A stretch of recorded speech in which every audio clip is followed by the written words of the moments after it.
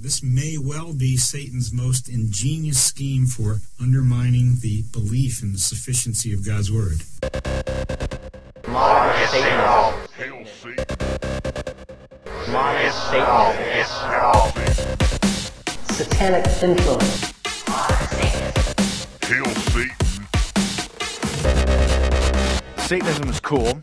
Turn them over to Satan. God surrounded himself with archangels. Among them was Lucifer, the bearer of light. God turn them over to Satan. Turn them over to Satan. God surrounded. Turn them over to Satan. Satan was sent as a hero. Turn them over to Satan. Satanism is cool. Satan is the greatest. Satan is the greatest. Modern Satanism.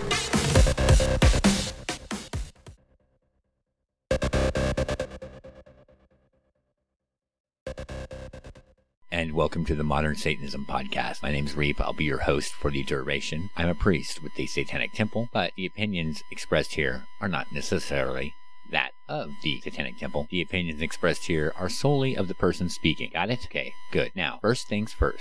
Calling Tom Raspotnik, who wants to accuse me of being a child molester and a sex offender and a bunch of other bullshit on the internet because he thinks he has testicular fortitude.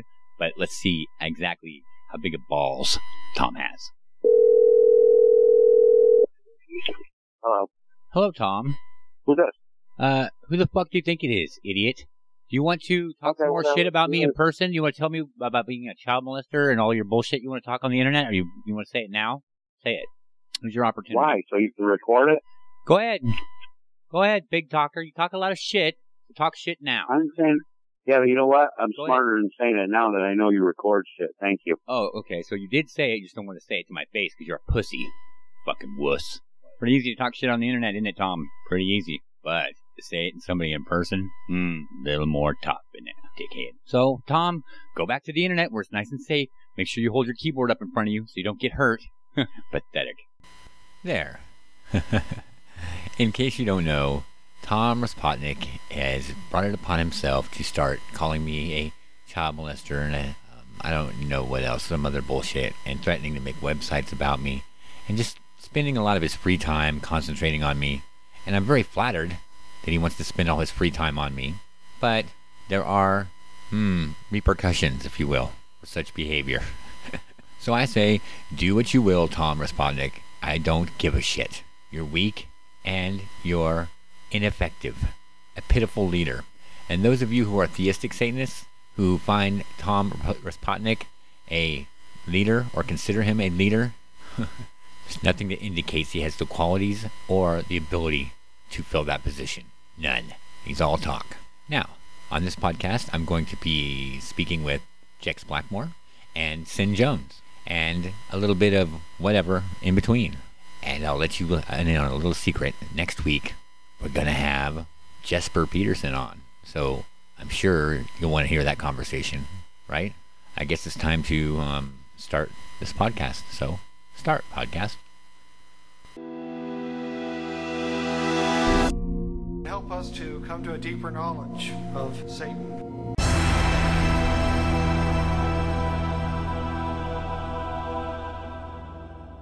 And now Modern Satanism brings you some life advice from Pat Robertson and his incredible wisdom. This is Ken who says, Pat, it may sound odd, but Halloween is one of the biggest events at my church. Every year we host one of the area's largest haunted houses. They say it's a great outreach to the unsaved community, but it's starting to irk me. I feel really unsettled by the fact that our church has a haunted house. What are your thoughts? You know, I agree with you. We need the power of God, not some kind of ersatz entertainment. I mean, we don't believe in haunted. We don't believe in ghosts. We don't believe in all this business. And we don't celebrate it. Halloween is Satan's night. It's the night for the devil. It's All Hallows Eve, but it's the time when witches And goblins. I mean, that's evident in the kinds of things that are for sale. Of course. I mean, look what's out there. I mean, it's you know, skeletons and all this, like the dead rising. You know, churches shouldn't do that. You can do something else besides have a haunted house. I'm sure it's popular. It probably is a big deal. People come to get scared. You've got spiders and you know, cobwebs and all that, but it's... You can bob for apples. You can do all kinds of interesting things and have a big party. Most churches have actually an alternative evening that's for what families. You need, but not a haunted house. I agree with you. You're feeling badly. You should. Christy, something happened a long time ago in Haiti, and people may not want to talk about it. They were under the heel of the French. You know, Napoleon III and whatever. And they got together and swore a pact to the devil. They said, we will serve you if you'll get us free from the French. It's a true story. And so the devil said, okay, it's a deal. And they kicked the French out. You know, the Haitians revolted and got themselves free. But ever since, they have been cursed by one thing after the other, desperately poor. That island of Hispaniola is one island. It's cut down the middle. On the one side is Haiti, on the other side is the Dominican Republic. Dominican Republic is prosperous, healthy, full of resorts, etc. Haiti is in desperate poverty. Same island. They need to have, and we need to pray for them, a great turning to God. And out of this tragedy, I'm optimistic something good may come. I think you got to remember from the Bible, you look carefully at the Bible, what would have happened in Jesus' time if two men decided they wanted to cohabit together. They would have been stoned to death. So Jesus would not have baked them a wedding cake, nor would he have made them a bed to sleep in, because they wouldn't have been there. But we don't have that in this country here, so that's the way it is. But ladies and gentlemen, I think we have to recognize what I said a few years ago. At that point, homosexual marriage was condemned. Homosexuality itself was considered a pathology. And now those who were practicing that activity have turned and become the oppressors of those who hold to deeply held religious points of view. The tables have turned, and I think it's just the way it is. But why? What is it about gays? What is it about abortion? Have you ever thought why they're on the forefront right now? Well, number one, both of them deny the reproduction of human species. An abortion destroys the product of conception, kills a baby in the womb. Homosexuality is no chance of conception, and it is a meaningless exercise because it doesn't go anywhere. The Bible intends males and females to live together in a particular union called marriage and to bring forth children. But this denies that, and as if the devil is trying to say, I'm going to destroy your progeny any way I can. And if you will kill your babies, that's fine, I'm with you. If you will deny the chance of having babies, that's fine too. But I want to destroy your opportunities to reproduce. It's a very serious thing, and we're not talking about it. And we need to. We need to, as a society, need to realize where the attack is coming, because it is definitely an attack. But hey, that's for another day, perhaps. Wendy? Jesus said, I came to give life. Life, and the give devil it more wants to abundantly. steal, kill, and destroy. Yeah, all right. Well said, Pat. This is Sandra, who says, I work with an atheist, and at one time I thought I could witness to her and bring her to Jesus. She gets openly hostile at the mere mention of God. She gets very angry just hearing the word God. Should I just abandon the idea of being a positive influence on her and just let her perish? I don't know if you're dealing with something that is demonic or something that's deeply ingrained, but I mean, to be that openly hostile to the word God, there's something beyond normal human experience. Yeah, something has happened, and she associates God. Maybe she had an abusive father, somebody who raped her and then acted like he was, preaching to her from the Bible. You just never know what's going on in somebody's childhood. All you can do is be understanding and be loving, and don't try to push anything on her. Pray for her, but if she won't hear, she won't hear. Yeah. I mean, you've done what you can do, but always in love, speaking the truth in love. You know, if you try to start an engine without oil, the engine will get friction and it'll tear itself up. If there's oil, the gears will begin to flow. There needs to be an anointing oil before you start talking to people about the Lord, and just pray for that anointing. All right. This is Michelle, who says, I was watching a horror movie the other day on the recommendation of others. It was rather strange and awfully macabre. And then this past Sunday, I got into an accident leaving church. Did watching that creepy movie cause a curse or the Lord's protection to be lifted from me? Did I grieve the Holy Spirit by watching this series? A few years ago, I heard about a teenage girl who was demon-possessed. And people began to deal with the demon and try to cast it out. And you know what the demon said? I had permission. And the permission was granted when this child had gone to some double X-rated movie or whatever it was, and had allowed this thing to come into her. I know this sounds kind of otherworldly, but that's the way it is. So could it have happened to you? Yes. I don't think it did, but it could have. But this thing may be living around you, and what you need to do, again, is speak it, command this thing to leave, and ask God to forgive you. I know that's weird, but these things can happen, and I think some of these producers, who knows what influences are into them, but some of these movies are, you said macabre, it's a good word for it.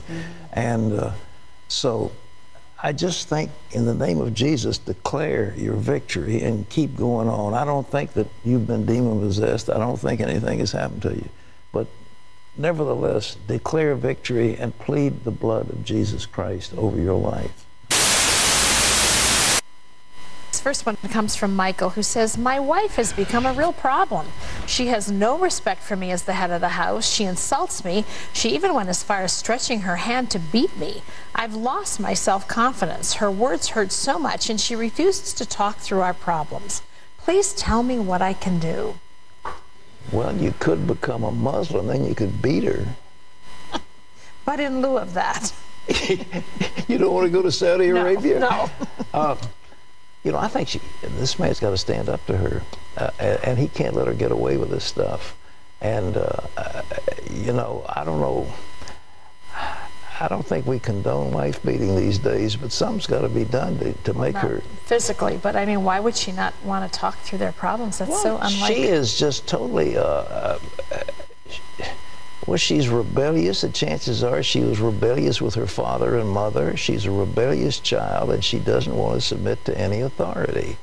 And she probably had temper tantrums when she was a kid, and, you know, the little girl, I hate you, and she wants to slap her father. Well, that's the same kind of thing. She's transferred the father now. She might... Oh, I hate to say everything's got to be some psychological counseling, but, you know... Well, no, but I think you need a third party here. Yeah, definitely, but that's the problem. She is acting like a child. Yeah. Now, what do you do with that? You can't divorce her, according to the scripture. And so I say, move to Saudi Arabia.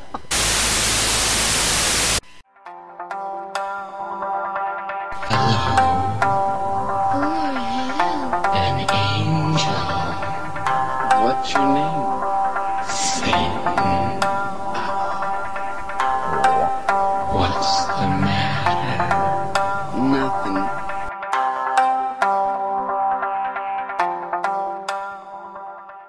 Now, a conversation I had with Jex Blackmore from the Detroit chapter of the Satanic Temple. How ironic, a Satanist with 666 in their number. Weird. I think we're ready. This recording? Yeah, okay. Hello. Please state your name after the tone, and Google Voice will try to connect you. Pat Robertson.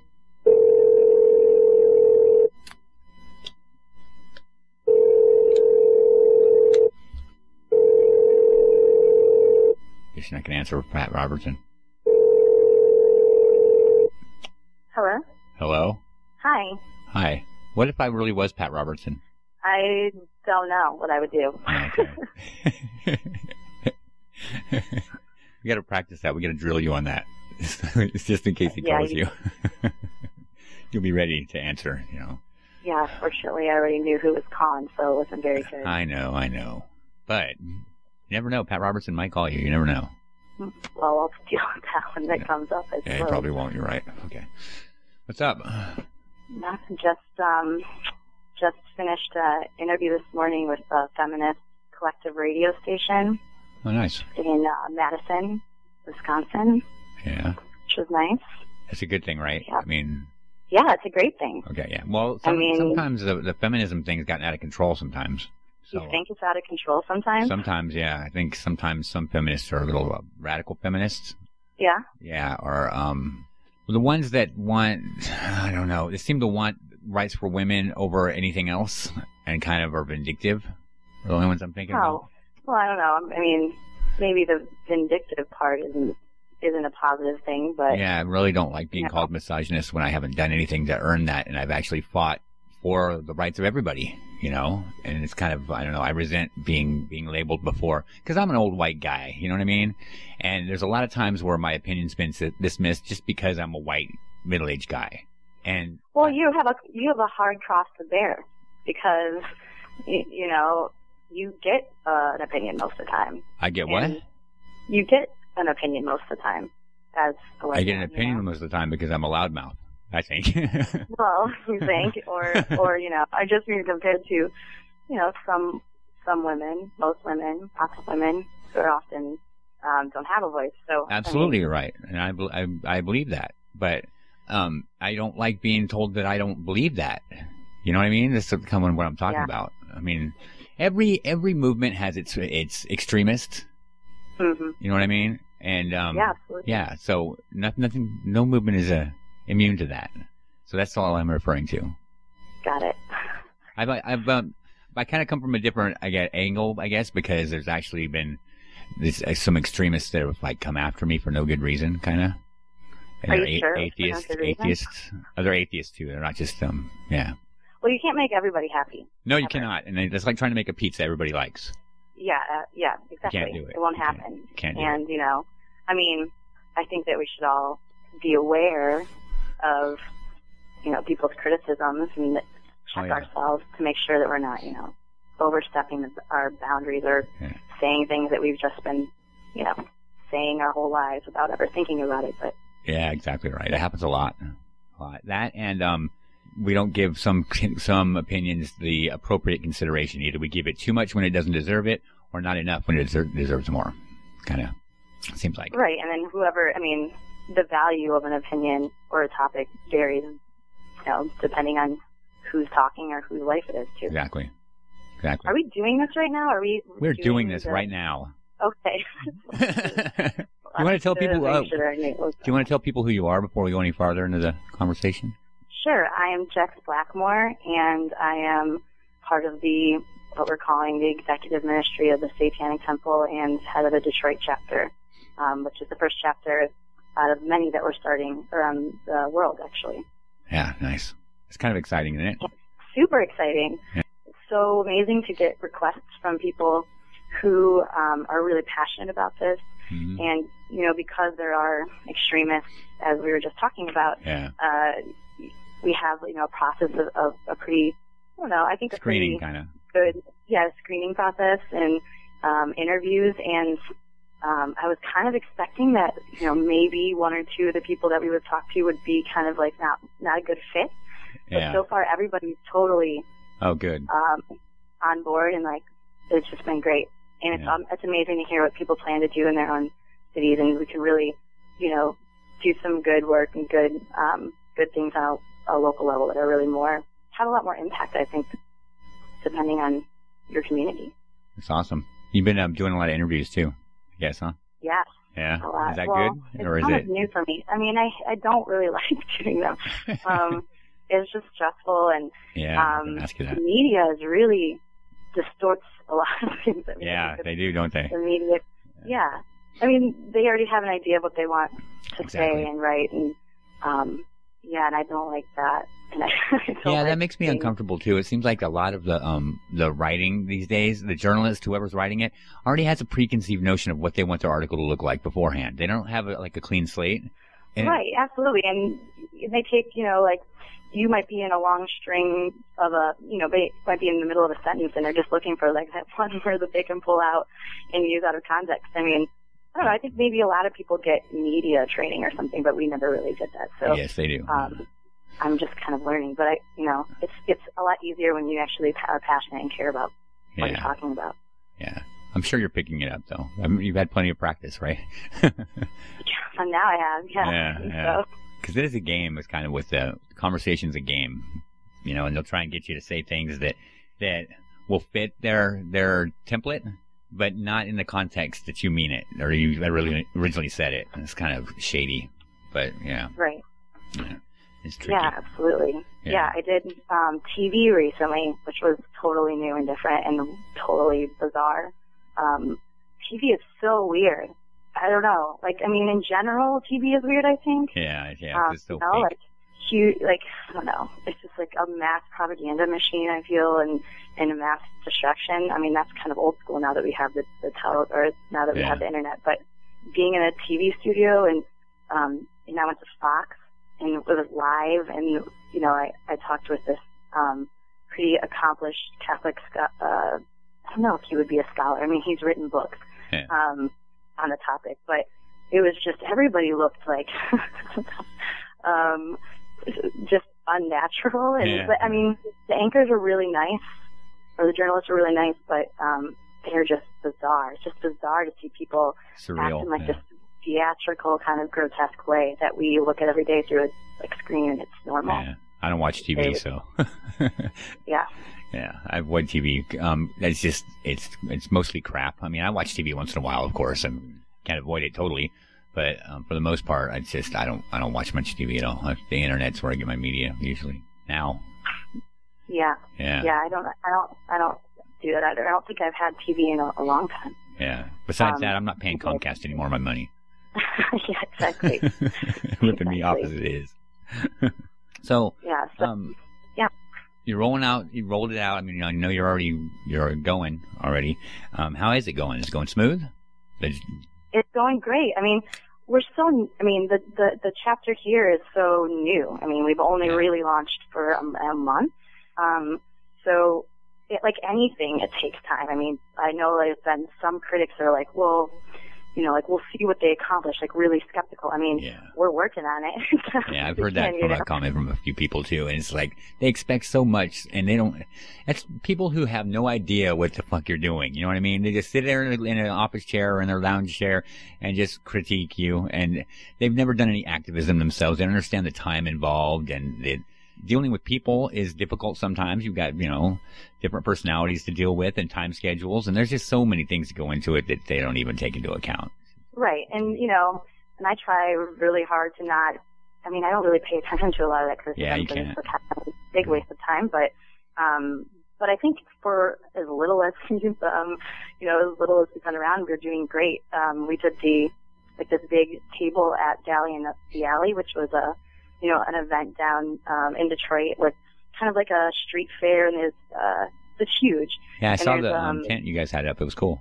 Yeah, the tent was so cool. I mean, we spent a lot of effort, making sure that we have free information for people, and that we had we represented our aesthetic appropriately. And I mean, it was like a 12-hour, 13-hour day. I mean, we had to get there at 6 a.m. and we didn't leave till like midnight. But I don't think that we sat down like one time. It was constant, like, people coming and asking us questions, and it was just really amazing to talk to people about kind of ideas of existence or morality or ethics in religion and things like that, and have a multitude of backgrounds and a multitude of questions and responses, and very little real negative responses. Good. I mean, it was like 5 people maybe were actually negative. I think somebody yelled at us from the street, like, oh yeah, the braver one. Yeah. And but it was great, and we have like hundreds and hundreds of signatures from that, where people just want to know what we're doing when we're doing it.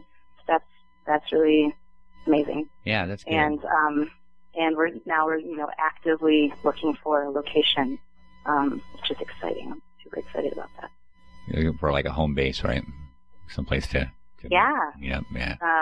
A building, a real like a brick and mortar like building where we can do what we'd like inside of it. And I think it's going to be really incredible. Yeah, that would be cool. And Detroit's a good place for it. And there's some incredible buildings here, so it's just about finding the right one, and we're ready to go as soon as we do come upon that one. But as everything just takes a little bit of time. Yeah, that's cool. That's a good deal. And I know it's a lot of work. But you already have critics too, so that's a good thing if you have critics, right? Yeah, I guess. I mean, it wouldn't. I mean, no powerful idea ever goes without criticism. You're not doing anything right unless you have critics. I mean, you're doing something right if you do have critics, I should say. Well, I think that's it. In addition to that, hearing from people is meaningful to them. That's cool. Really, all that, that's like really good validation. Yeah. But we believe it's really important. So, whatever anybody wants to say. Yeah, exactly right. That's good. That's a good way of thinking. Now, how many people do you have so far? In Detroit? Yeah. Well, I mean, it's kind of hard to pinpoint that right now because, again, we just started. So we have a core group of, 20 to 30 people. Wow. And, their level of activity at this moment is it varies from, we're meeting every single week and we're planning and actively having conversations to, I want to be involved and how can I help and just that kind of conversation. That's a good number to start with, though. Well, plus, again, we have those, hundreds of people who are interested in learning more soon. I just don't want to. Well, how many people can you realistically start with, anyways? You know what I mean? When you're starting a group, how many people do you need to realistically start it? I think 20 is plenty. Might be. I think right. In my case, it might be too many. I wouldn't be able to handle it. It is a little bit. That's what I'm saying. I think that we have an overwhelming number, and because a lot of people who gave me their contact, I can't even get to right now. Yeah. But we will eventually, and then. And it'll be, I think it's going to be great. And it's already great. So what are some of the things you have in mind, now? I mean, you have a plan now, or? Yeah. So, I mean, besides our getting a location, which is, a huge undertaking, we hope to have a kind of family, celebration day for Halloween. We were thinking, one of our thoughts was to have kind of adult type party, but everybody has an adult party for Halloween. Yeah. And, I think that it's good to try to dispel some, assumptions about who we are, what we represent. And there's, in terms of religion or of holidays that are really important to other faiths, Halloween's certainly one of ours. And, we'd like to open that up to everybody who wants to join us or learn more. So we're probably going to do some, pumpkin carving, kind of thing in our community. And then we have plans to do a lecture series that will hopefully really help clear up some confusion. Yeah. And that's really important. And then we also have, a number of women's rights initiatives and things like that will really work on the national but also the local level. Yeah, that's good, because I was I'll have to have you on again where we talk just about the feminism part of it and feminism and Satanism, because I've talked about it with Monica and Madeline, but I want to get some more input on that because I'm kind of curious as to how that's perceived or how you're perceived as a female Satanist, Yeah, I mean, in modern Satanism, I would say, that there's actually, it has a still pretty, a misogynistic history. Yeah, totally. It's very sexist. Yeah, and I think inadvertently it still does, and I think that's just because it's, there's just a large number of male. Yeah. Followers. But for us, we have a huge number of female and women who are really into what we're doing, and so that's incredible. Yeah, and that's good. But if you talk about modern Satanism and LaVey's concept of a woman's power or her empowerment, really just it was part of her body, her physical appearance. It's all wrapped around that. Yeah, it's all based on that, right? And that's kind of really offensive to me, at least, because I don't think that my value or anybody's value should be based only on their physical. Yeah, it's condescending. Yeah. It's an absurd idea, and but throughout history, and even to antiquity, women had a huge role. I mean, there's several. So there's women who had a huge role in ancient Greek cults, and by cults that was, you know, one of their like religion that had different cults. And women were, as much as people would think often that most women were actually, you know, there was a male-dominated society, which is true, but women priests in many cults enjoyed the same privileges as males. Yeah. And when the Christian faith came out about, you know, as a legal religion in ancient Rome, which is like 300 CE or in the Common Era, you know, women were stripped from those rights. And so I think, again, when we talk about Satanism as, you know, a rebellion or a counterpoint to this kind of authoritative, restrictive power, we see it as being one that's really restrictive to women. And women who continuously, you know, kind of rebelled against the system have been labeled Satanists or labeled witches or whatever else. And that's, you know, that's a huge part of our history. As you know, I mean, it happens today in other parts of the world right now. Yeah. And you know, part of what we're doing as being part of the Satanic Temple is, you know, owning that label and owning that history, and not making apologies for it. And I think women are incredibly important to that. Yeah, and not keeping the old things going, the old ways going. It's kind of changing. No. Plus, you know, when we think about, you know, reproductive regulations and things like that that are happening, I mean, there's like this trend of like moral legislation happening. Yeah. And it's often, you know, really targeted at women. And it's very, you know, selective. You know, religious texts are picked out in order to enforce this kind of regulation. And it's like, you know, it's our job, I think, to say something about it. I mean, absolutely, yeah. It's just like this institutionalized misogyny, which comes with, you know, trying to control a woman's body. Yeah. And they attempt to say that it's, you know, religious liberty is, you know, an attempt to equate religion with misogyny, and it says that those two things are completely inseparable, which is absurd because it's only inseparable in certain faiths. Yeah. And when we get, you know, like the Supreme Court or people who, you know, lean towards like a right-leaning view of a specific faith, and we're only hearing that narrative constantly. Yeah. And that's just, I mean, it's just shitty.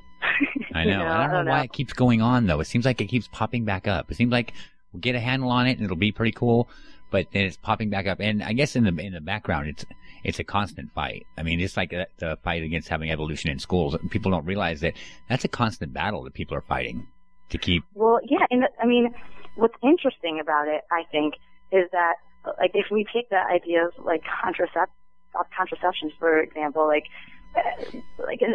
most women, the overwhelming majority of women have used contraceptives in their life, including like Catholic women or whoever, you know. Yeah. And so it's not women coming out and saying like, you know, it can't be the majority of women because we've all used it, right? Yeah. So instead, I think it's a cycle of power. Yeah. And I'm not necessarily even saying male power, although I think that's a big part of it, but I'm saying, you know, this idea that, you know, our moral legislation is only understood in exclusively Christian terms is a huge problem, you know? Yeah, it's a distortion of like real ethics and morality that we all have, and the capacity to like respect each other. Yeah. Anyways, I mean, I think the Satanic Temple really embraces the philosophy of action. Yeah. And it's completely useless to sit back and like, you know, complain about something, but do nothing about it. Yeah, so, exactly. There's a lot of that goes on too, where you can complain about it, but you don't do anything to change it, and it's kind of pointless. You just spout off and not be willing to act on it too.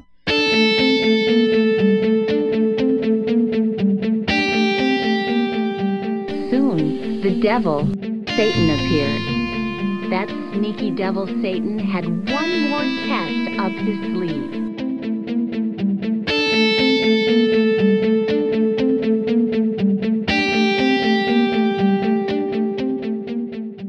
How long have you been considered yourself a Satanist? Oh, that's a good question.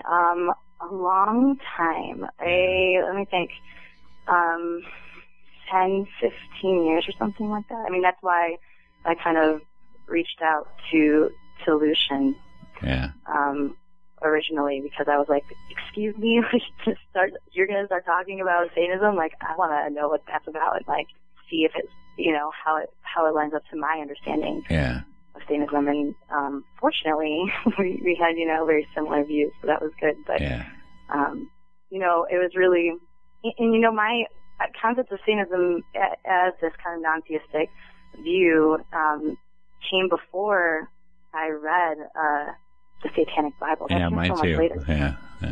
I studied, ancient history in college, and, I did attend church as a kid, and I realized, it's a culture of shame and, guilt. Yeah. And, and I realized, pretty young that, like, I shouldn't feel ashamed of ways that I was made to be, right? Like the fact that you can tell, like, 13-year-old kids that they shouldn't, like, have lustful thoughts or like understand sexuality is such a damaging psychological, like, myth to continue to promote. And because, maybe it's easy for some parents who may be uncomfortable with addressing these things because they're uncomfortable with themselves because we live in this culture. Yeah. But, like, sex is only one of those features, but, like, we can't fight that part. I mean, we should embrace it. And the same when it comes to other aspects of ourselves that are not so positive, because of course human beings can be horrible people and horrible potential. Yeah, exactly. Yeah. Right, but but denying that to say, like, well, if you commit a horrible atrocity or you do something wrong, it's a supernatural cause, right? It's Satan or something has gotten a hold of what's good in you. Like, no, like, that's just you. Like, that's just us.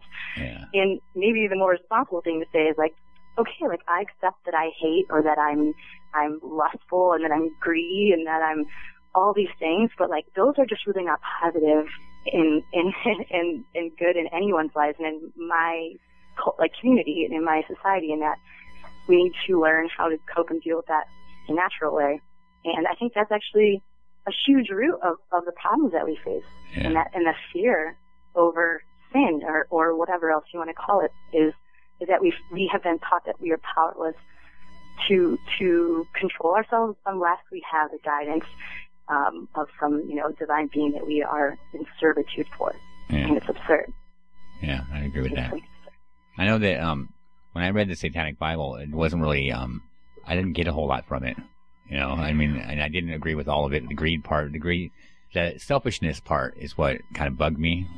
Kept me from actually identifying as a Satanist, I guess. Because I didn't like the level of selfishness. I thought that I believe more in helping your fellow man kind of deal. And Satanists kind of seemed like they weren't really interested in that. And that's what kind of kept me from it. But then when the Satanic Temple came along, I saw something that was more in line with my way of thinking. And I know that I'm probably not going to agree with everything all the time that they do, but I can't believe that they're going to stray far because it's not like micromanaged, so. Right, and I think one of the good things about the Satanic Temple, and when I started getting involved, it was a big caveat that I have is that, we are able to evolve as we learn things about, each other, or as history goes on or time goes on, and we can correct any mistakes that we may make or any assumptions that we have, and that is hugely important. Yeah, that's very, very important. I can't tell you how important that is, because if you can't evolve, you'll die, or fail. Yeah, or you enforce some insane dogmatic system that is only harmful. Yeah. And I think that's. I think the interpretation that we offer of Satanism is really fair. I think it's really open to natural. Yeah. I think it doesn't ask for. We're not apologizing for anything. I think that's an assumption people wish that we were. I mean, I am often trying to clarify, but a lot of people say, like, why call yourself Satanist when you're just, like, promoting like reasonable things. I'm like, well, Satanism. Yeah. I'm really sorry if it doesn't conform to like what you believe Satanism should be, but it's not the way it works. Yeah. There's a long literary and philosophical history that falls in line with what we're saying. It's not something that we're just making up. Yeah. And especially because it's important to distinguish ourselves, I think, again, from this view of modern Satanism since the 60s or so, Yeah. That might is right thing is hugely problematic, and the inaction. There's just like several other issues that we find problems with, and to each his own. Not to say that somebody can't, or that one is necessarily more right than the other. I mean, that's kind of an absurd claim to make in general about most things when it comes to belief. But one I think makes a lot more sense. One I think is a lot more productive. Productive, yeah, absolutely. Yeah. I think that it's greatly irresponsible to have the inactivity that you see sometimes among people who want to make a claim to believe in certain things, but they won't do anything to support them is irresponsible, I think. Well, yeah, and it sounds like really cliche to say this, but like that's what they want you to do. I mean, it's nice to have a culture that's wildly distracted, self-monitored, like offers self-surveillance, and peer pressure to do that, right, with like social networking. I mean, we see huge problems with being monitored, and then this distraction thing is like, it's just, we're not even functioning in our real world half the time, right? There's like this tool exists, and that's a huge problem. And then promoting this idea that like action is like not cool or like not useful. Like, what's the point? Like, if you look at all of history, like anything that's been powerful or positive has only happened because somebody rebelled in some way, or took action or organized. Organizing is a huge part of how we can accomplish anything. And right now we're going on a path where like organizing with people who might have like a simple disagreement with yours, single like some difference would mean that like you in fact like wouldn't work together. And that's like, it's just this program. It's like a programmatic thing that's happening. Bad. You should always focus on the commonalities. I think you should focus on rather than the differences. And people or with people that you have so much in common with, to focus on the differences just doesn't make any sense. No, especially when it's like who are you really siding? Like, and especially when it comes to out groups or Satanists or punks or whatever subculture. Really, like, are your differences that important that you're willing to just like sit at home in your separate homes that you're creating and like watch, play video games or whatever else instead of like organizing to. I don't know. I just don't like getting. I'm not willing to accept being, fucked over by people who have more power than I do just because of the fact that they have more power. Exactly. And I think it's a real shame that people often just deal with it, or come up from the position that they don't have to care, like this nihilistic, like whatever, everything's bullshit. But like, all right, like we're all gonna grow up and be like, grandpas and grandmas or whatever else thing that people are gonna grow up to do, adults, and live in a shitty world that we don't like and it's unfair. It's just worth it. It's just worth it. If we're gonna live, then live. I would rather live at least asserting what I feel is or at least asserting myself as someone who's opposed to being, dominated in multiple ways, rather than just like suck it up and deal with it because it's easier. I just don't find very much value in that. And you know a lot of people who are in the same mindset as you, or is it tough to find people who believe it the same way you do?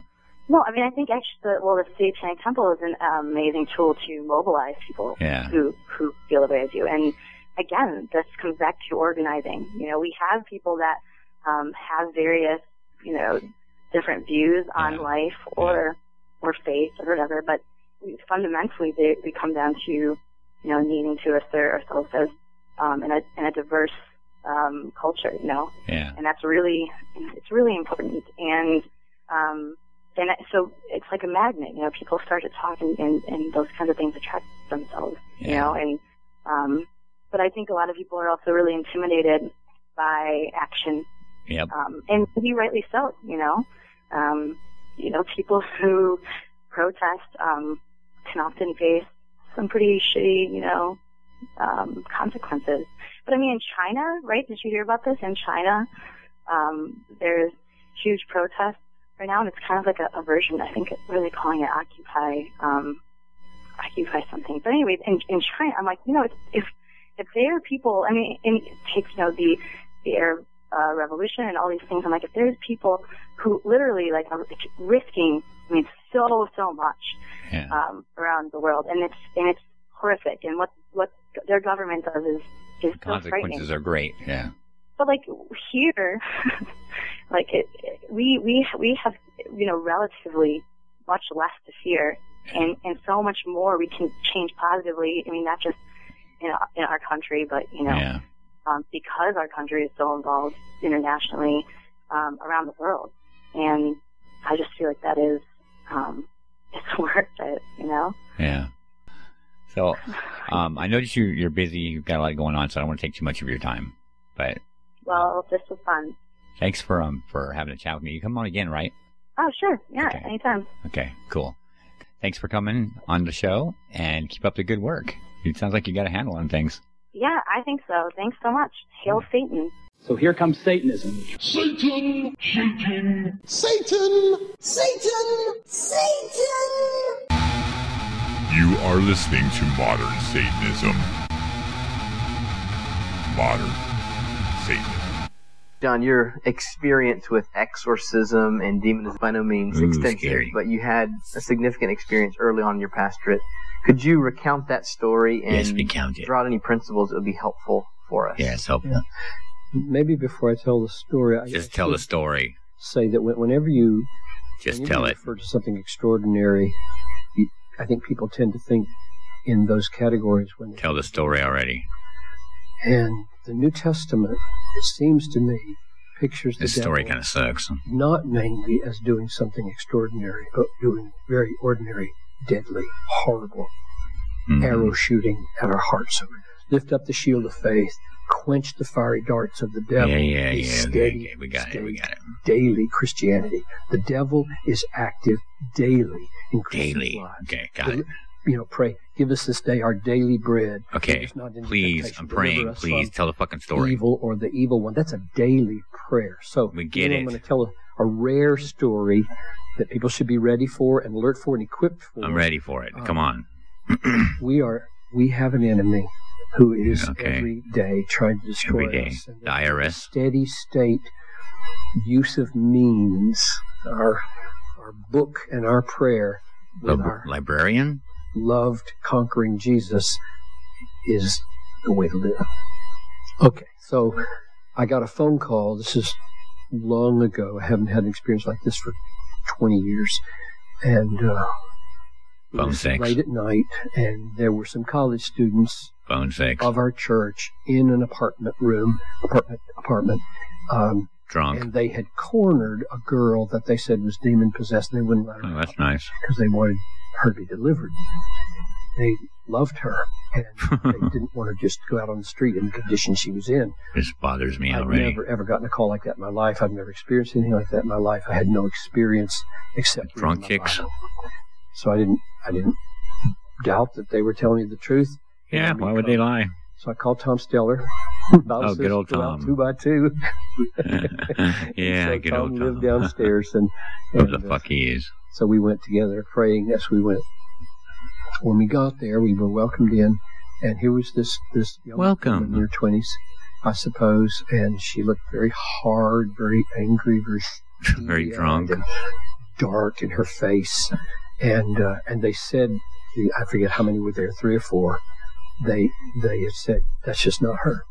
That's not her. That's not her voice. That's not her face. And she's possessed. Okay, they're all drunk then. So I got out my little Bible. I That'll help. And I began to read. I can't remember what I was reading. I think I don't remember what I read. Just started reading. See spot run. Run spot run. For the next 2 hours, roughly, she would shout, scream, come over, knock the Bible out of my hand. He's an atheist. Pulled out at one point a knife, a little pen knife, had a blade about like that. And I still had my winter coat on, which I was thankful for. So I thought to myself, if she sticks me with that, it won't kill me. Whew, that's good. And I watched, she would walk up to the door trying to get out, and they just stood there while she went like this. She never stuck them, but she threatened them, and they didn't move. So I was totally emboldened by these college What a hot fucking mess this is. Risking their health at best to help this girl. So I just help her. You guys are standing around for 2 hours doing nothing. The place where it came to a crisis was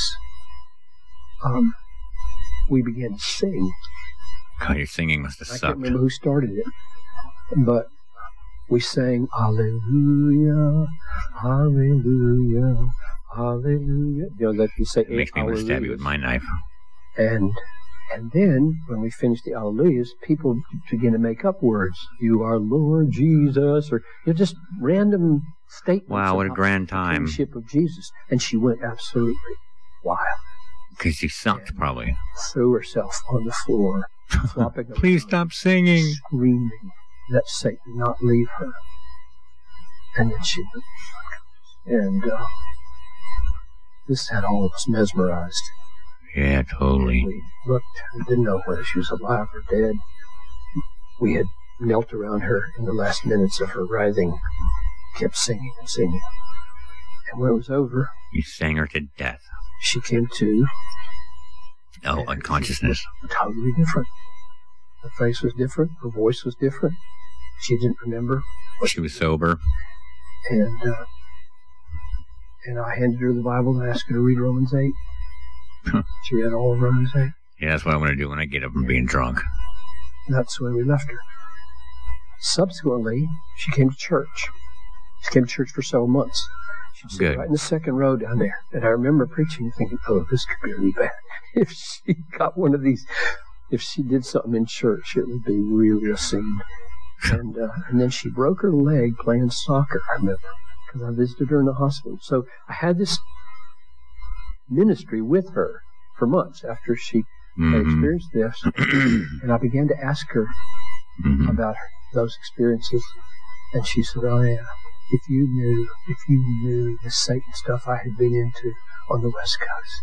And then she told me stuff I would not say online here. It could made up stories. But that was the only and the most extraordinary thing I've ever seen. That's a crappy ass story. Stuff that I think is probably demonic, but not confident enough to be sure. And I would say that when we pray for people and we're not sure, we should ask for discernment. Discernment is a gift of the Holy Spirit. And we should pray that God would deliver people from Satan. What? Like pizzas? But I'd be very slow in looking right at somebody. You're very slow. I rebuke you in the name of Jesus, and I cast out the demon of lust that I can see in your eyes. I think that's a presumption that we should be very, very slow. Yeah. I've tried to pray over people with others like that, and I think they get very out of hand. I think we're making headway in dealing and praying and talking, and then they get real aggressive and start naming the kinds of demons they think they have, until you have a demon for every possible sin that there is, and there isn't any more carnal flesh anymore to deal with. It has to be mortified. Everything's a demon to be cast out. I think we want to avoid that kind of excess. I think we want to avoid this kind of story in the future, but you had to hear it at least once. I can't believe that people live their lives actually thinking that shit really is a demon. This day and age, shame on you. Shame on you. That was from desiringgod.org. I'm not really desiring much except for something else.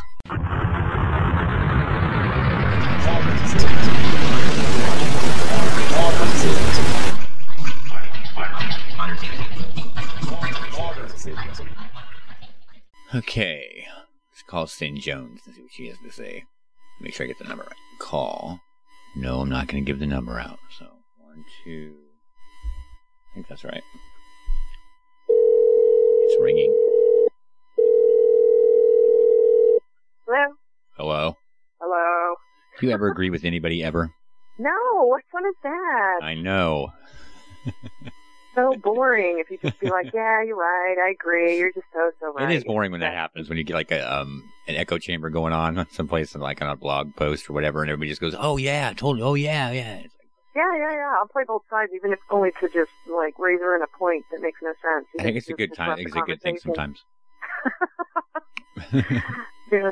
People are way too serious about it too. I might get banned from 600 Club for needling a point. I know you must irritate some people though.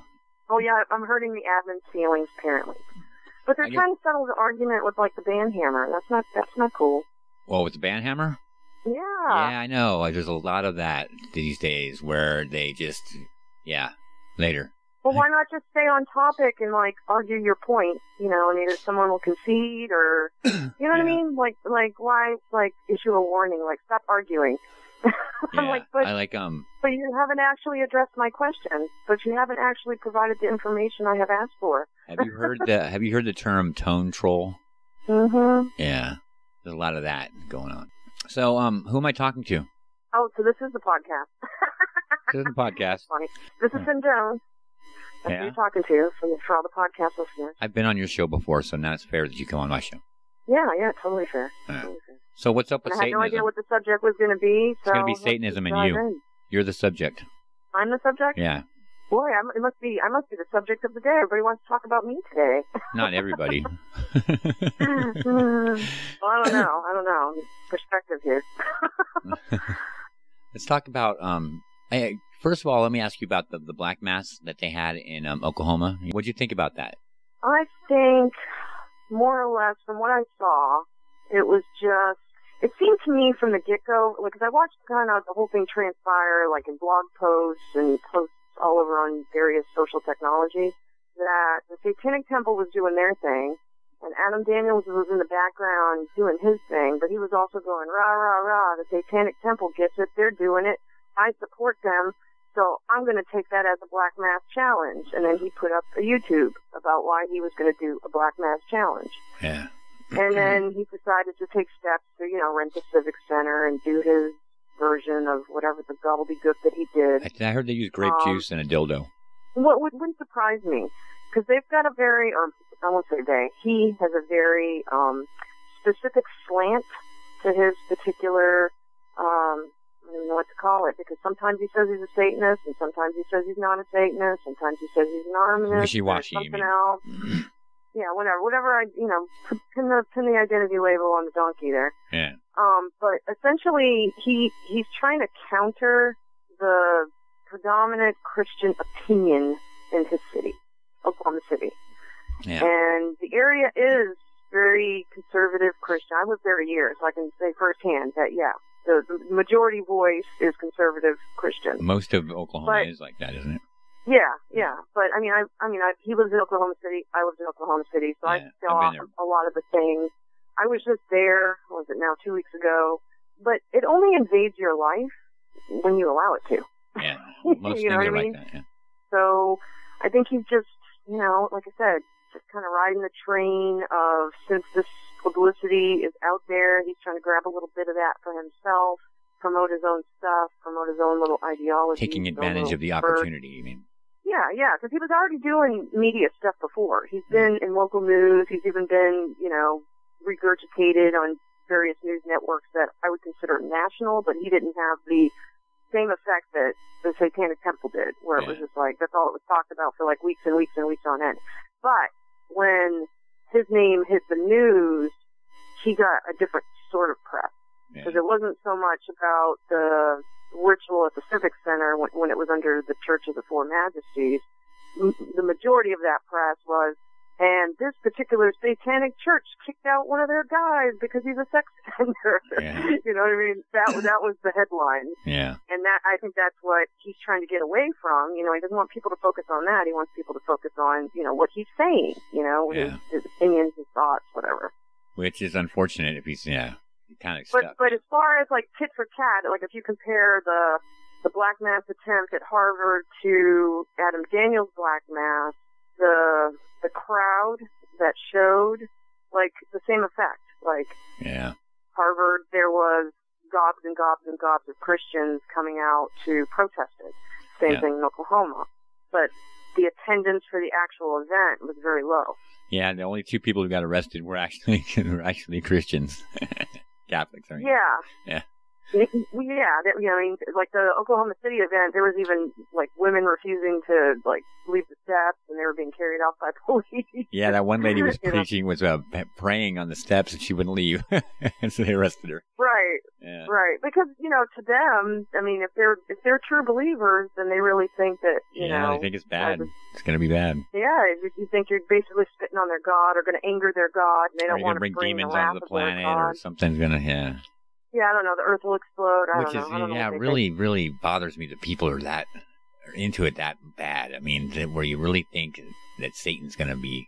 Because I had somebody on a blog post about this, or a Facebook post, come at me and tell me that I had to prove my point when I told them that it wasn't going to be, Satan wasn't going to appear, no demons were going to be conjured up, and the Satanic Temple had nothing to do with it. And she told me I had to prove my points. I told her I don't know how to prove to you that Satan's not going to appear. If you don't know that already, I don't know what to tell you.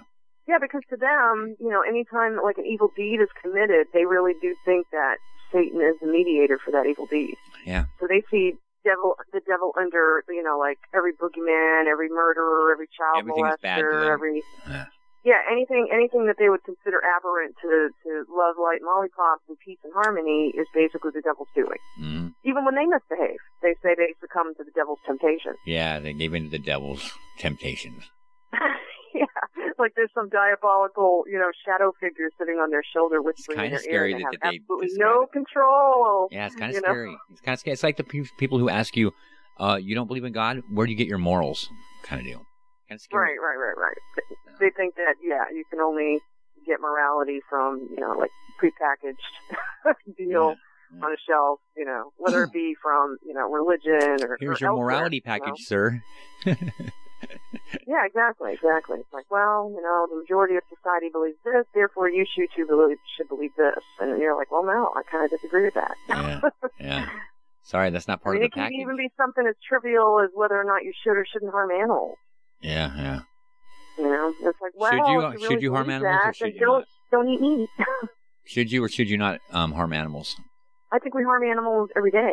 Yeah. I mean, even the people that are like animal rights activists, like animals have to have rights apparently. Mm. And, it's like they don't understand the by proxy damage that is done. Yeah. Like they'll be the first one like chatting up on their cell phone, and they don't understand that in the making of that particular product that they purchased, animals were harmed. That's like the people who wanted to boycott BP when they had the underwater oil leak.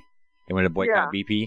Well, those people didn't grasp the concept that BP produces so many different things. If you were going to really boycott them, you'd have to stop doing a shitload of your daily activities.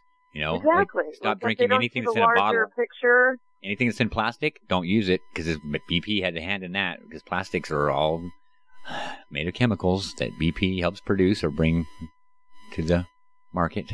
Yeah, or that Occupy movement where they were all like waving their hand about this and that and the other, but they were all doing the exact behaviors that they were saying that everybody else should stop doing. Yeah. It's like, you guys stop doing all these things while I'm over here doing those exact How about if things. we just all stop being hypocrites and then everything will be solved? Or worry about your own shit. Like, stop worrying about what the next guy's doing. Yeah, that's what I... Handle your own business. Yeah. But, unfortunately, when you're in a focus of social activism, quote, quote, you do have to worry about what the other guy's doing, because it's going to be counterproductive to what you're trying to do. Yeah, especially if they're identifying under the same label as you in some way. Sharing a label doesn't necessarily... No, I'm talking about people's perceptions, not the reality of it so much as people's perceptions. Well, even Christians don't agree with other Christians. They'll be like, you're not a real Christian because you don't do fill in the blank. I know they do that all the time. Well, you're not doing fill in the blank either.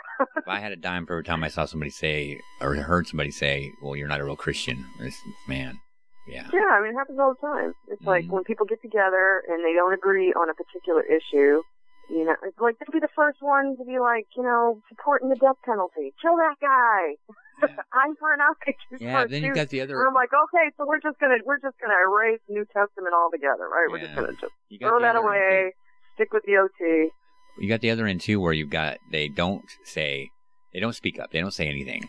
Like when Islam wants to say it's a peaceful religion, and when you've got people getting their heads cut off, and no Muslims, they're not saying anything against it. They kind of silence. You don't hear them speaking out. Well, actually, I've seen plenty that say, "Hey, well, yeah, there's some, but there's not the outcry you should be hearing. I don't think. I mean, that's some nasty shit. And some of the times, well, I don't know. You know, the media is biased. We've already discussed that before, right? Well, we don't actually get news. We basically get bloggers. Yeah. So it could just be that they're choosing to only show us in action when there could be many that are speaking out. I don't know. In my area, there's a pretty high Islamic portion of the population here where I live, and I don't see anybody being upset. I don't see anybody marching. I don't see anybody protesting. I don't see anybody doing anything.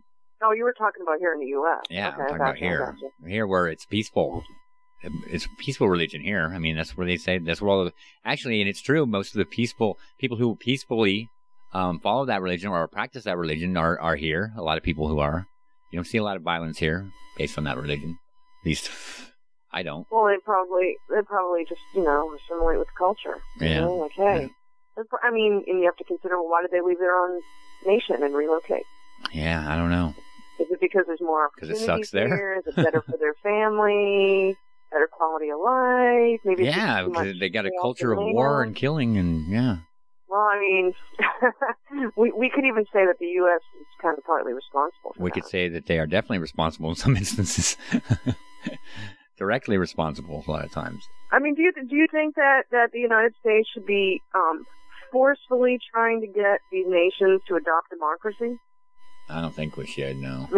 I mean, how can you have democracy? That's a tough question, though, too. I mean, you can't just say a yes or no and just have that, etched in stone and that be the answer. It's a case-by-case thing, of course, but generally I would say no. We shouldn't be forcing anybody to do anything. But if you've got people that want something and they don't have the means, you know what I mean? If they're overwhelmed, if they're oppressed, if the leader of that nation is using poison gas against them and gassing them, I mean, do you let that go on? Or do you do something about it? Well, that's the thing. Is the United States taking a position on it for humanitarian reasons, or is it because they have a vested interest in the world economy? I can't answer that because I don't have enough information. I would say that's what I mean. I mean, if we go by like, I don't know, Obama's speeches or a lot of these political figures that are lobbying certain points, I mean, are they doing it for humanitarian reasons, or are they doing it for their own selfish reasons? It's like all the shit we hear about in the Iraq War that benefited a lot of the corporations and the defense corporations of this country, didn't it? Oh, absolutely. I was actually working as a military broker during the Iraq War, and it's very profitable. War is profitable. Everybody made buku bucks. You know, just keep pumping all those products that all these military guys can use. Yeah. Whether it be military issue or otherwise. Yeah. And I understand some of it's necessary, but the uniform alone was modified. You know, that's billions of dollars. Yeah. Billions of dollars to modify that uniform. Then it went digital, and that's more billions of dollars to say, oh, well, this camo is no longer needed and obsolete, so we're going to go digital. Never mind the billions of dollars that it costs to uniform an entire armed forces with digital camo. The billions of dollars just boggles my mind. You know how much money that is? God. Yeah, I mean, and I'm just throwing that out as a figure out of my ass. I'm sure it's even probably, Yeah, trillions. At this point, in the trillions, exactly. Yeah. That's just amazing to me. Well, then when you apply the same kind of thought to the United States, it's like, okay, social activism. So you're forcefully trying to change the opinion of a specific population of people simply because they're the most vocal about it? I mean, that depends on what you're doing, though. I mean, you can't say just because you're trying to make change, you're forcing it on anybody. You can just try to be educated. Well, what I mean is it hasn't changed the laws just because, like, there is a vocal majority. Like, say, for example, abortion.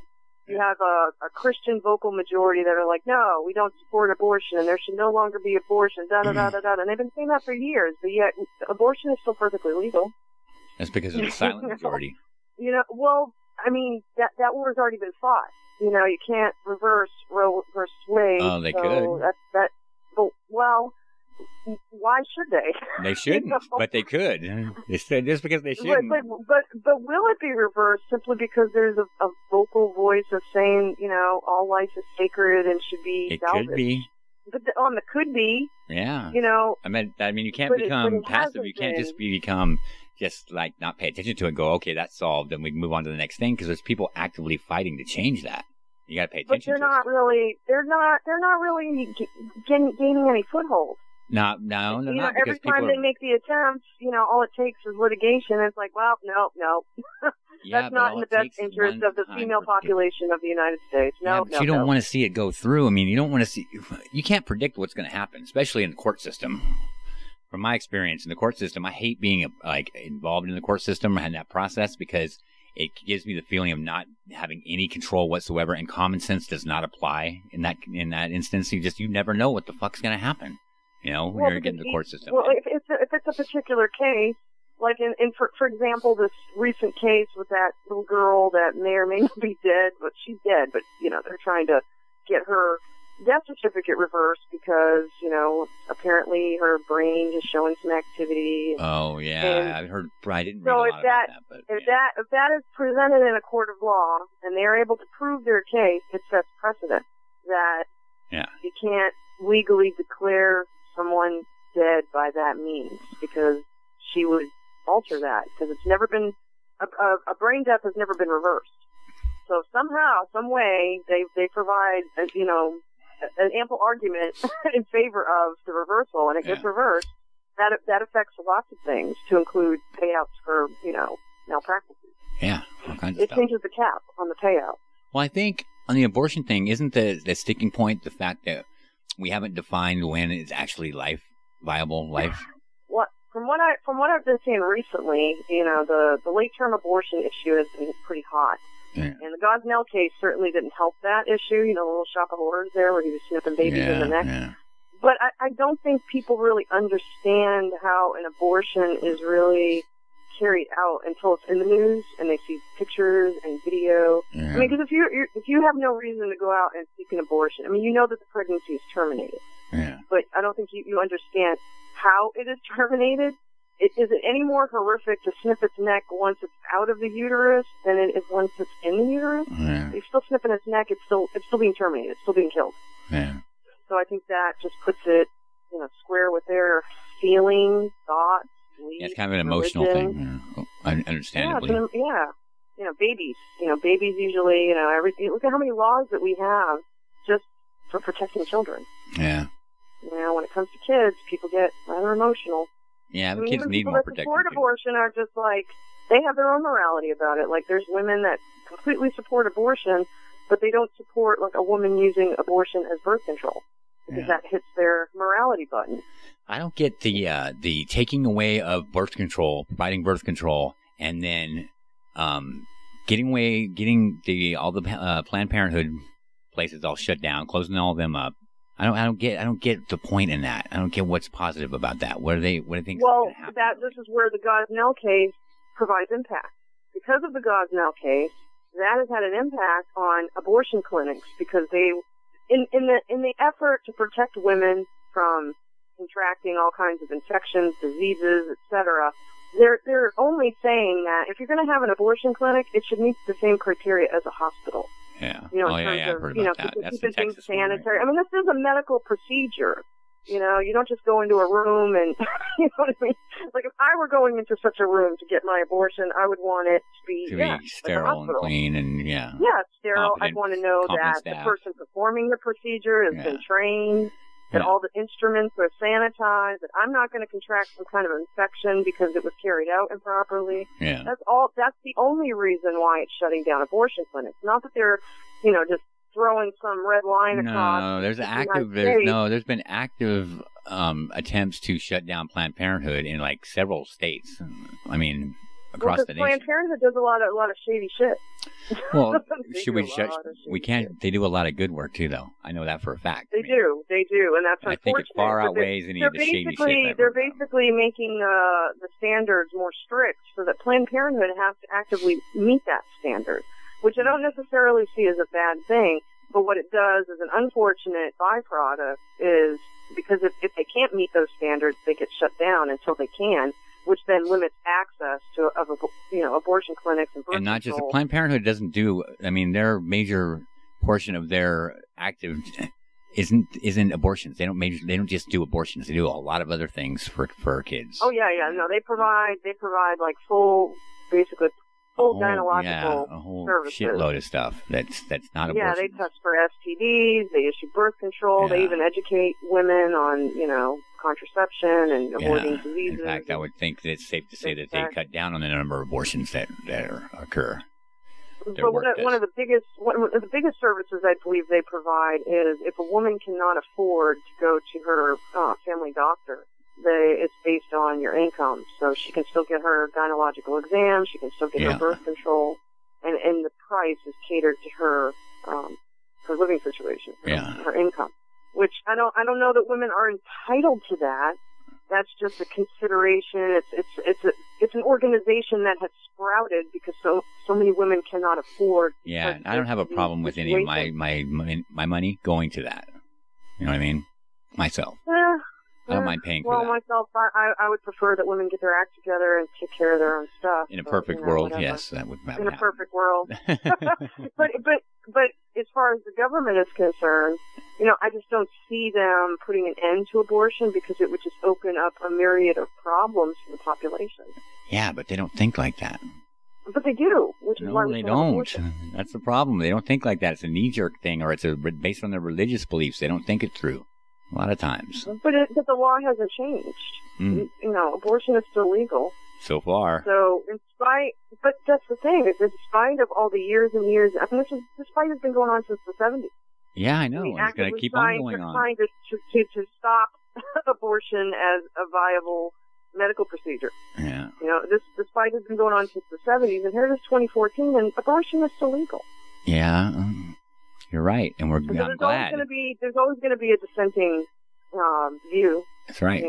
That's my point. So we got to be vigilant. Watch out. It's just like the creationism in schools. They keep trying to push creationism in schools and finding a new angle to try and do it. You can't just say, okay, no, we got it out of schools, now we're good, because there's people fighting to get it back in there. I think with regard to the public school system and government-funded education, I think at the very least it should be offered as an alternative. Yeah, don't teach you the science. As an elective. Yeah. Not part of science, no. But no, as that's an elective, what nobody has. It would educate children in that cultural phenomenon. Different points of view is fine. Do it as I don't know, social studies or something like that. But don't do it. Don't teach it as science. And I don't think there's anybody that I've ever come across who is fighting against creationism in schools who said, no, we don't want it taught in any form whatsoever. I have heard the other argument where they said if you want to teach it in another class. I've never encountered a science class that has ever taught creationism either. What's that? I said I've never encountered a science class, not in my own education, not in my child's education, where creationism was being taught. Where'd you go to school at when you were that age? My son just graduated this past year. So. Where'd you go to school at when you were at that age, though? What part of the country? I went to several different high schools. I went to school in Boston, Mass, New Hampshire, that's why. Virginia. Well, that's. I think it's less likely to be taught there, I think. Well, where is it being taught? In the South? Yeah. In the South, a lot of southern states. In the South? Yeah. But where in the South? You want me to find exact places for you? I'll have to get them for you later. Well, I'm just curious because I've never heard of any. I'll find them for you. Currently or in the past, 20 years. You know who Jeannie Scott is? No, I do not. You gotta look up Jeannie Scott. She's been fighting this fight for years and years and years, still is now, and along with other things, like she's also been fighting against the climate change deniers. That's been a problem too. I guess she's been addressing, but she's done a lot of work on this subject. Just Google her.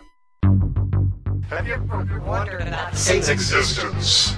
You know, there are many who believe that Satanism was nothing more than a fairy tale that he's a make-believe character that we find in the Bible.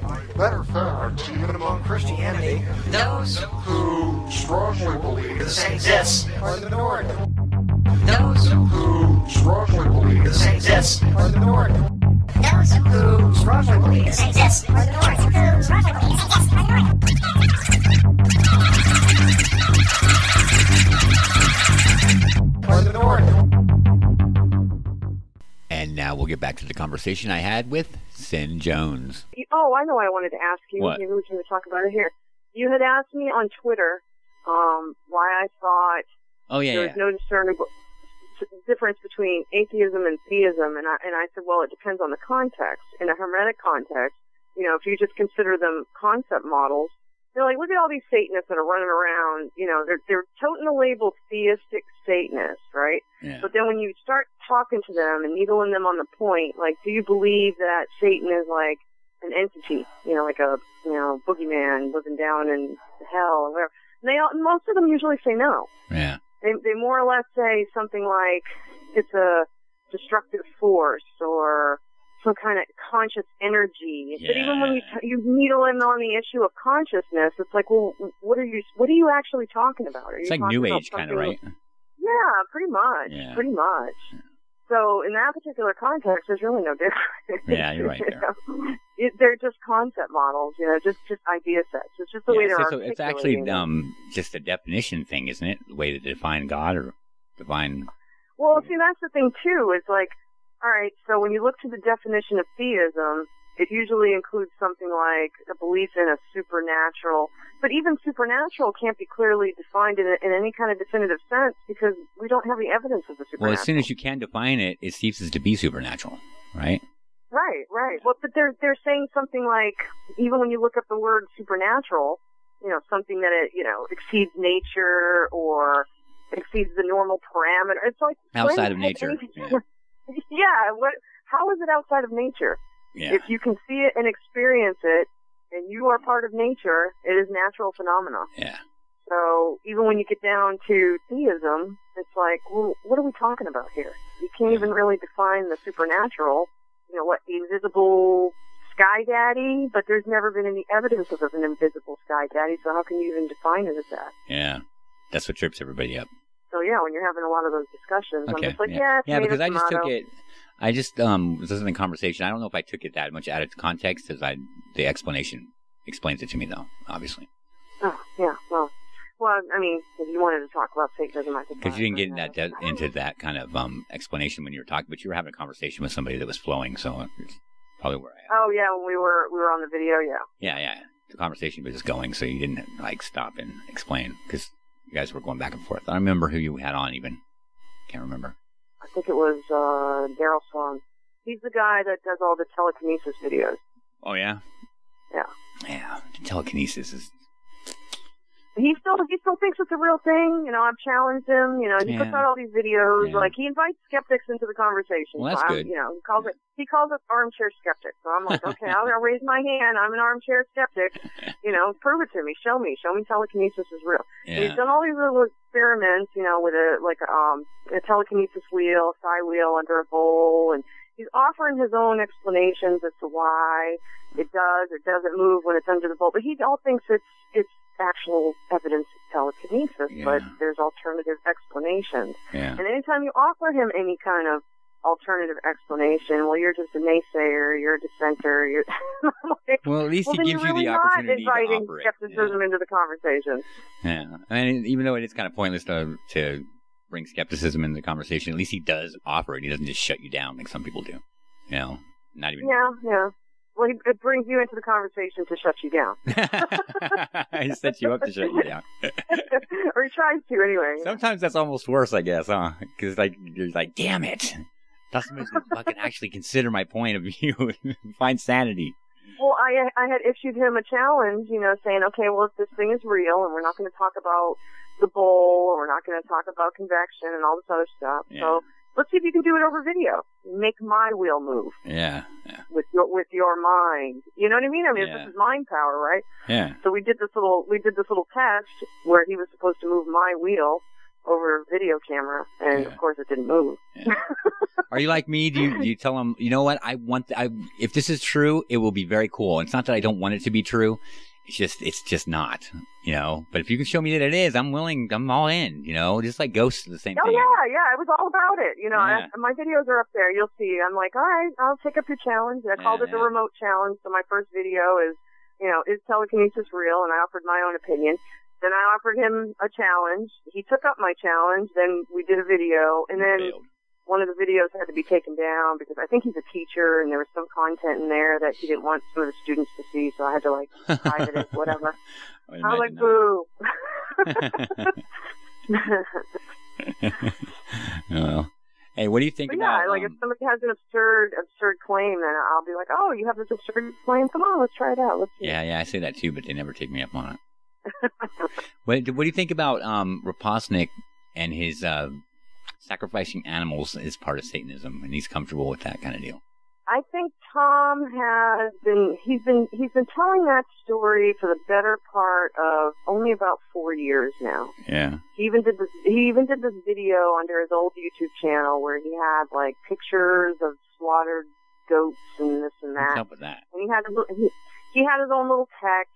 And his idea was that the sacrifice was a ritual offering to what he calls the Father. You know, he calls him Father, Satan. He told me he doesn't believe in Satan. But see, that's the thing. This is why I said, you know, if you're going to let Tom troll the conversation, you have to keep specific things in mind when you're talking to Tom. Yeah. You know, because at one time he claimed that he was Levian, and then he's a theist. You know, a lot of people still think he's a Lutheran. So, you know, whatever. Tomato, tomato. You know, he's trolling the conversation. Yeah, to what end? So when you say something like, you know, Satanists do not sacrifice animals, we have no reason to, you know, Tom's going to come in and say, oh, yes, we do. And here's why. Yeah, I never got to the why part, though. I never heard him say anything about the why part. He just said that they did it. And I had him on my podcast. Was it 3 years ago? It was regarding his open letter to pagans. He had this open letter to pagans where he was trying to invite, he was kind of like bridge the gap between Satanists and pagans. And so he was trying to invite pagans into his little groups and whatever to have discussions because he's genuinely interested in talking about like Sumerian culture and all this stuff. Okay. And when we talked on that particular show, he basically explained it like it was just a, you know, ritual offering. You know, one of the questions that I had asked was, well, if Satan needs sacrifices and it's all about the energy being abstracted from these sacrifices, why not just pluck it out of the air? People die like every second of the day, every minute. Yeah, and animals too. People are dying all the time. Yeah, things are dying every day. Yeah. You know, why do you have to carry out this ritual sacrifice for Satan? If Satan needs all this energy, well, it was about devotion. So if you're willing to do this sacrifice, then Satan will then know that you're devoted. Wow. What a simpleton to think that way. Well, I think he's just taking a lot of that from literary Satanism. Yeah. You know, things that are discussed in literature. It seems like an irresponsible and kind of dumb thing to say. I don't know. You know, I don't know that it's irresponsible. It kind of is. I mean, encourage that kind of behavior or to say that it's okay I mean, aren't we past that yet? But then you're taking a position that it's not okay. It's kind of dumb. Why wouldn't it not be okay? I don't know. It's kind of pointless. But also in his defense, he would say same reason why I don't that, put wings off flies. You know? Well, yeah, but some people get great joy out of it. I know they do, and those people have issues, in my opinion. This is all coming from my opinion. I just don't think that it's. I don't think that it's a productive thing. I don't see how anybody could gain any kind of pleasure from it or gain anything from it. I mean, it's kind of pointless and.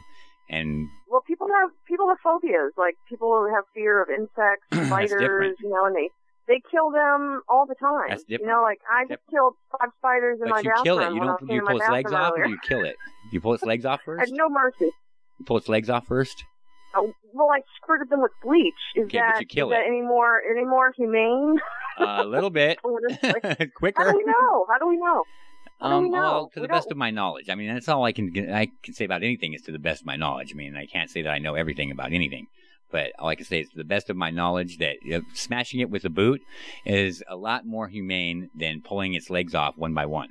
But we don't really know what an insect experiences. We don't. We tend to I'm project, saying, but if you had to that's guess what I mean. between We the two, tend to project our human emotions onto other species. I'm not projecting any emotions on it. I'm not saying any emotions, but it obviously feels some kind of discomfort because it tries to get away from you when you pull its legs off. It knows that that's not good, right? Yeah, I mean, it needs its legs. And that's that. Well, like we're just like any predator. Especially so, like, projecting our emotions on it. It's another reason why we shouldn't be doing that. As a matter of fact, there was like a starling chasing after a cicada fly in the parking lot one day, and it freaked me out because the cicada was screaming, and it really sounded like a baby was crying. Yeah. And I'm looking all around looking for the screaming baby, and come to find out it was the starling that was eating the cicada fly, and was not being nice about it. No. Pecking at it little by little, eating needs to live, wing, eating though. leg. So how is that really different? That is huge. Okay, I'll explain to you how that's different. It needs to eat to live, right? Okay, but the bird not killing it just for the hell of it. It's not killing it because it's scary. Dead is somehow better than a person plucking its legs off until it's dead. I think it is better. I think it's a more legitimate reason for killing it. Eating it is a more legitimate reason. Then you're talking about justifications versus reasons. You're just justifying it. Kinda. Okay. I am. I mean, I don't have a problem with that. I don't have a problem with my argument. I think my argument is sound. If you don't agree with me, that's okay. But it's just kind of, I don't know. I think it speaks to a person's character, but the reasons why they would do that. Well, then getting back to what you said about Tom, that it's irresponsible for him to endorse that. Yeah. Is it irresponsible because somehow he's a role model and children look up to him, or grown adults look up to him? I mean, do people not ultimately make their own decisions? He is a person. I don't want to say he's a role model because that's just scary to think of, you know. But he could be an example or a lend legitimacy to somebody else who wanted to do the same thing. You know what I mean? Well, this guy's doing it, and it's kind of like people are like that. They'll go. It'll lend validity to their own actions if they can give an example of somebody else is doing the same thing. You know how that works. Well, you know what? There are teenage boys that jump on skateboards and go down railings. You know, I watch that all day in my neighborhood. I have no interest in jumping on a skateboard and going down metal rails and busting my ass like Me these either. kids do. But they can do that. They're more than welcome to do that. There's no way that looks like a good idea to me. They're harming they're going to do what themselves, they're going to do. So they're going to do all these little stupid things and hurt themselves because they like the excitement. They like to be able to do tricks. They will do them for those reasons. You're right. But and maybe they're even setting an example for other kids that also attempt these tricks who also hurt themselves and whatever. But ultimately, people are going to do what they're going to do. I think that's so a little bit different. If they get on the skateboard and they're they hurt killing themselves anything. the first time, They're going to do it a second time. They're not doing harm to another living thing except themselves usually. Okay, so Big difference. by Tom talking about sacrificing goats, he's harming someone else? Potentially. I mean, he could be harming someone else. No, he's talking about encouraging someone else to do harm to another goat. I mean, I don't want to see another goat being killed because Tom is so fucking stupid that he wants to lie about killing goats, or he thinks that it's okay, or he's making up shit because he wants attention. I think that's well, what about dangerous that practice, a dangerous behavior. What about that baby goat that was killed in Detroit? What? Did What about you think? Yeah, it was out some abandoned building. I don't know. Somebody sacrificed the goat. Yeah, they Okay, tried they to burn it. It was a baby goat. Oh, and baby goats they are put cute too. A noose around its neck. They tried to burn it. They smashed it. They basically tried to destroy this little baby goat. So there's probably and they left it out there. But do you think that someone took cues from something that was said in the media, or do you think that they just have this belief in their head? I couldn't say or for sure they were on that. just trying to create bad press for the so-called Satanists that not been. It would be irresponsible for me to even guess. You should look up the article at least. I think that's very sad though, because baby goats are cute. Anybody that could do that has probably got some mental issues. Oh yeah, baby goats are totally cute. Baby goats but again, getting back to Tom's point, he also talked about how when he does decide to do a sacrifice, quote unquote, allegedly, that he always chooses sickly animals. So he's essentially putting them out of their misery anyway, which is why he would never. Okay. Because people were asking him, especially the pagans, they're asking him if he was ritually sacrificing this goat, but then he could it was after the fact he made that explanation. Because to them, it would somehow justify it because he's actually treating the animal more humanely than if it were butchered in a meatpacking industry. Oh. But his response to that was, no, I absolutely do not eat it because I always choose animals that are sickly and are about to die anyway. See, he was quoted in USA Today as saying that he has eaten it before, but he wouldn't eat. He has sacrificed them and buried them because he doesn't prefer to eat them. Yeah, when I did the interview with him, he focused on the fact that he would never eat them because he always chooses sick animals. Okay, well, the USA Today quoted him saying he did eat it one time, so I don't know what, and that's like recent, so I don't know. Maybe he changed the story. Who knows? Who knows? Or that one wasn't sick. I just or wish it's he'd just shut another up. bullshit story. Yeah. You know, 'cause I've never seen any evidence that Tom sacrifices goats. It's just something that he talks about. Do you think that Tom contributes to the conversation? Anything of value? I would say that, for the most part, when Tom enters the conversation, it's more or less that he can defend the theists, the devil worshippers, the people that believe in a literal Satan. And so when he's saying, well, you guys are just atheists in funny costumes, or you guys are just Dressing using up a as word, Satan. you don't know what it means. He's more or less thinks he's being like, I don't know, the warrior for The protector? I guess so, because a lot of people that aren't very bright, they tend to flock to him in that regard simply because he defends a theistic point of view. Yeah. But then when they start talking to him about his own thoughts and ideas, and he's talking about Sumerian mythology, they're like, hang on, what does that have to do with Satan? He loses them, right? Yeah. Yeah, he does. Yeah. He does tend to lose them. I can see that happening. When I was doing the Trolling the Troll campaign with him, I would always use that meme from Blade Trinity. Yeah. Because if you remember from that particular film, the premise of the first vampire, Dracula, is he was in Babylon. Yeah. Yeah. It's funny. Yeah, that is kind of... So it's not exactly an original idea to Tom. No, it's not. There's plenty of Satanists that actually believe that the first Satan came from ancient Mesopotamia. Do you think that there's a lot of theistic Satanists? I would say, just based on my experience with Facebook and all those particular groups, those little groups for like, I don't know. Shitload of them. Satanism. Yeah, shitload of those groups. The number of users that would, unique accounts, I don't know who they are. They're all using funny names and funny pictures. Yeah. But man, it was just like, it was like dark paganism, essentially. Yeah. So when you ask me that question, I would say there's enough. Yeah. There's enough, to say, like, even from the early days when Diane Vera was putting up her website and, Cathedral of the Black Goat and all those little groups that were prominent in MySpace, like back in the 90s. Yeah. There was a lot of people that believed in a literal God of some kind. Yeah. Not so much recently. It just seems to me like it's Doesn't more seem like like that much, yeah.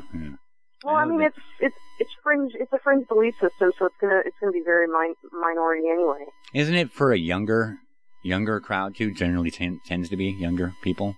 I would say in my adventure into theistic Satanism, I spent a whole year investigating it. Yeah. I would say the age bracket is anywhere from teenager on to 35. Yeah. So it wasn't just kids. I mean, grown adults believing in. That's disturbing. Actually, I met with a local guy here. He contacted me through my website, and I met him at IHOP. Nice. Somewhere public. But, I sat down and talked to that guy for half an hour, and he believes in the devil as a real thing. And I would ask him about, well, what evidence do you have that would fuel that belief? You obviously believe that for a reason. Did you have a unique experience, something? And they all have their own little story about either they were doing some kind of meditation, some kind of ritual, and something in their mind made a connection, and they called Satan on the phone. It's like the ghost hunters do the same thing, same kind of thing.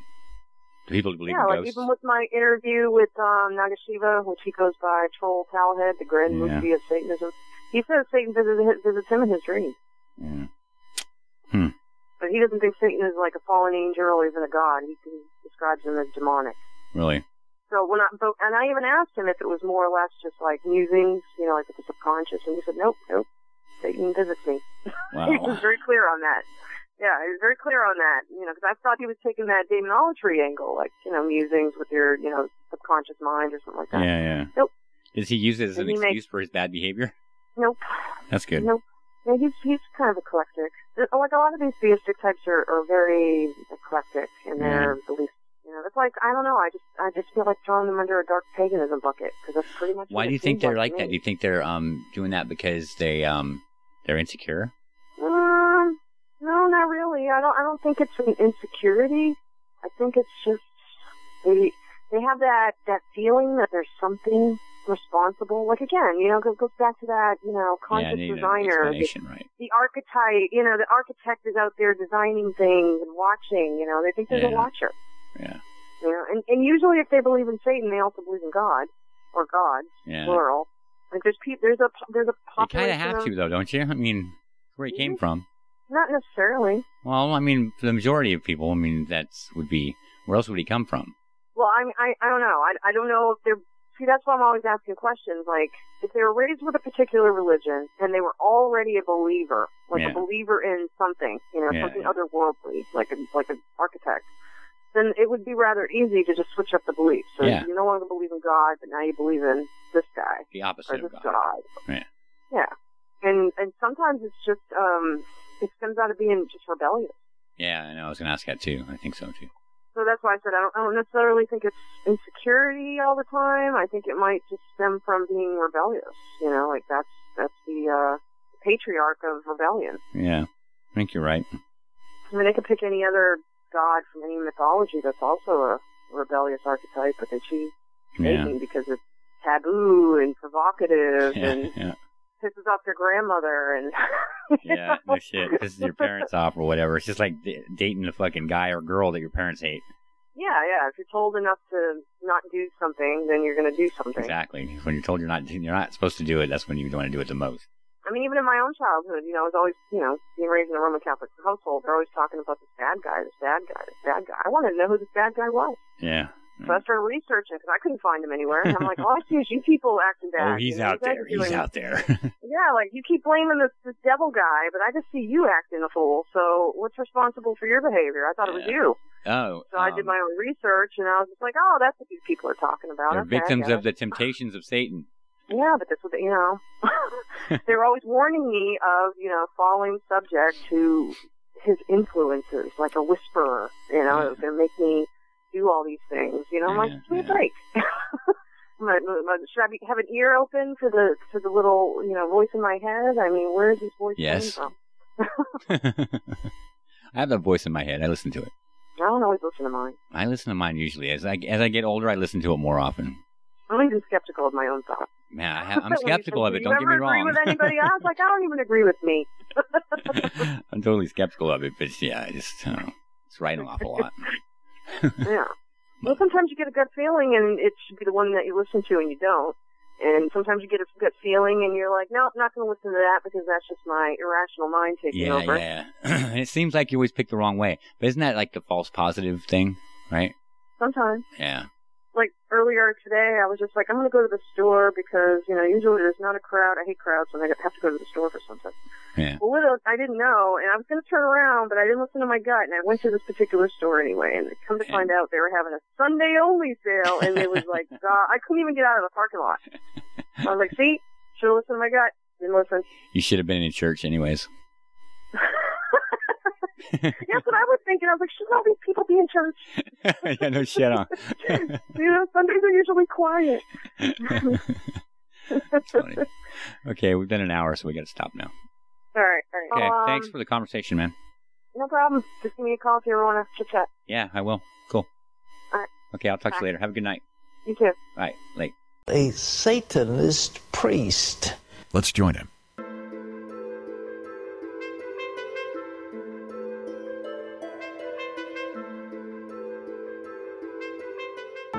And with that, we'll bring another podcast, Modern Satanism podcast, that is, to a close. I'd like to thank Jex Blackmore for hanging out with me. Make sure that you go to Facebook and search the Satanic Temple Detroit chapter. I sound like Mark Dice now, huh? And find out what's going on with the Satanic Temple in Detroit. And make sure that you visit sinjones.com. And I want to thank Sin for hanging out with me too. Very good conversations on this podcast, don't you think? I'd like to thank the idiots who think that they perform exorcisms by singing, and Pat Dumbshit Robertson, and Tom I'm a chicken shit Raspotnik. and you for listening. Don't forget to share the podcast with your friends, enemies, neighbors, strangers, small pets, large animals, and the guy who delivers pizza. Thank you in advance for that. And feel free to support the podcast. I'd also like to take this opportunity to thank all the support that I've been getting, the emails and comments on the podcast. I really am. I'm glad that you are finding this podcast enjoyable. And it's my pleasure to bring it to you. And it's all that much more meaningful if it's meaningful to you. Yeah, my one listener. Looking forward to the next podcast where we'll have Jesper Peterson having a conversation with myself and Doug Mesner, a troublemaker. Make sure you also visit the satanictemple.com and check out what's going on, because there's always something happening there. And you've been listening to this podcast, Modern Satanism. I don't know where, but if you want to hear it on the website, go to modernsatanism.net. And with that, I'll leave you with this. Hail Satan.